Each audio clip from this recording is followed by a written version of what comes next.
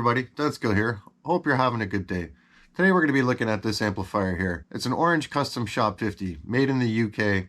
It's hand-wired point-to-point and one of Orange's higher-end models. The power amp is powered by two EL34 tubes, and the preamp section runs two 12AX7s. The amp operates at 50 watts in Class AB mode and at 30 watts in Class A mode.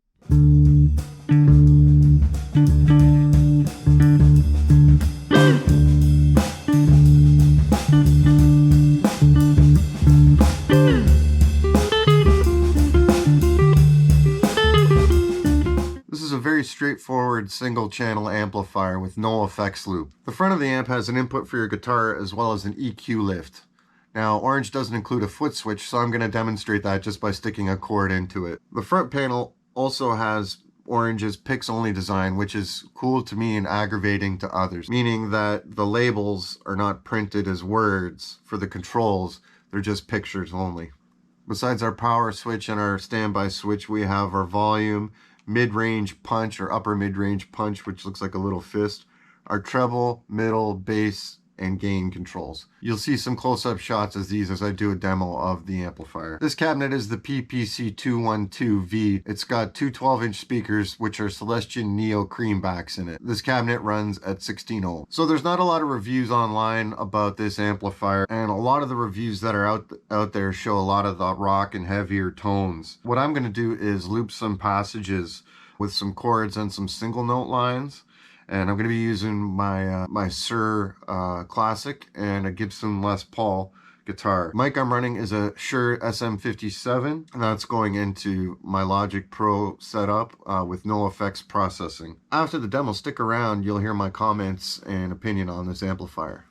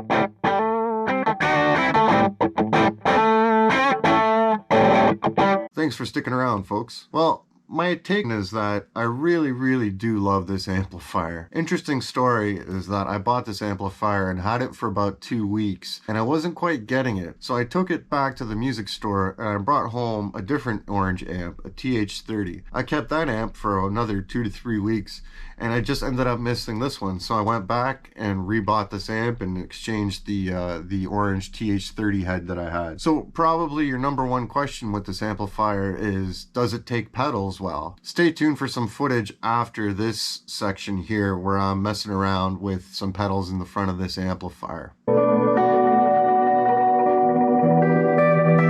So does it take pedals well? In my opinion, yes, and it kind of depends on which pedals and what you're using them for. Typically with any single channel amp that has a lot of gain associated with it, effects like reverb and delays going into the front of a gainy amp tend not to sound that well because you've got those effects hitting a gain stage and it ends up sounding kind of less than pleasant, at least to my ears. But you know, your mileage might vary and you could really like that sound. This amp does respond really well to gain pedals and fuzz pedals of all sorts, and you'll see some of those sounds at the end of the video. Within the clean range of this amplifier, there's a lot of sounds you can get with pedals, and it does take them really well, but that really is a limited clean range as you saw when I was moving the gain switch around. There is decent headroom on this amp with the main volume crank. However, I do like my neighbors. I couldn't really test this at full volume with this cabinet. Using the aux as an attenuator is kind of cheating. It does give you that sense of how much clean headroom the amp is capable of, but you know, it's not the same thing as a real test at full volume. So some of the drawbacks, some things I don't like about this amp are that, well, it's bloody expensive. It's one of Orange's top of the line amps, and you pay a pretty penny for it as such. It also doesn't include a foot switch for the EQ lift, which I